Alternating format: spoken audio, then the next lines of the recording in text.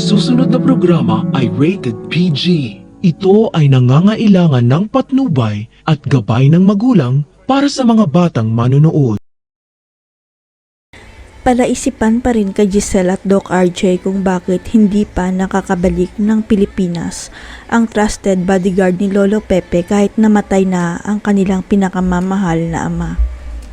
Si Quinito kasi ang may hawak ng katotohanan kung sino talaga ang tunay na mga apo ni Lolo Pepe dahil siya ang inutusan para ipa-DNA test ang 3 apo ng pamilya Tanyag.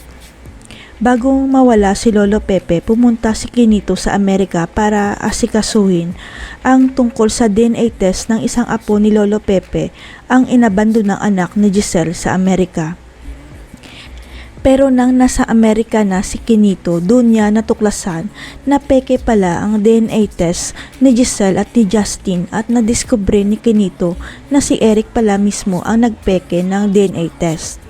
Sapagkat gustong magiganti ni Eric sa pamilyang Tanyag kaya nagawa niyang pekeen ang DNA test ng kanyang anak na si Justin para mag-match sa DNA ng ex niyang si Giselle. Kaya nang malaman ni Eric na nag-aagaw buhay si Lolo Pepe, nakakita siya ng pagkakataon na maisagawa ang masama niyang plano ang pabagsakin si Giselle at ang Apex Hospital. Wala namang kamalay-malay si Justin na ginagamit lang siya ng kanyang ama para maghiganti sa pamilya Tanyag dahil pinalaki siya ni Eric na kamuhian si Giselle Tanyag.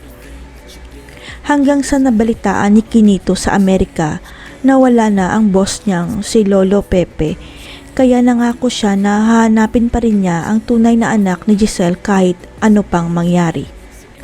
Ito ang dahilan kaya natagalan si Quinito sa Amerika dahil hinahanap pa niya ang tunay na apo ni Lolo Pepe na inabandona ni Giselle sa Amerika hanggang sa matagpuan niya rin ito. Natunto ni Quinito ang pamilya na kumupkop sa anak ni Giselle at ayon sa kanila, dinala sa Pilipinas ang bata at doon na rin siya lumaki at nag-aral bilang doktor. Kaya nang malaman ni Quinito na nasa Pilipinas lang pala ang tunay na anak ni Giselle, dali-dali siyang bumalik sa Pilipinas bitbit ang birth record ng bata bilang ebidensya.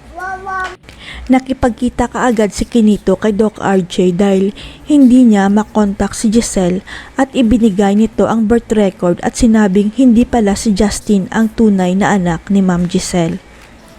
Biglang tumigil ang mundo ni Doc RJ na makita niya ang birth record dahil si Doc Lyndon pala ang tunay na anak ng ate Giselle niya at hindi ang kasamang babae ni Eric.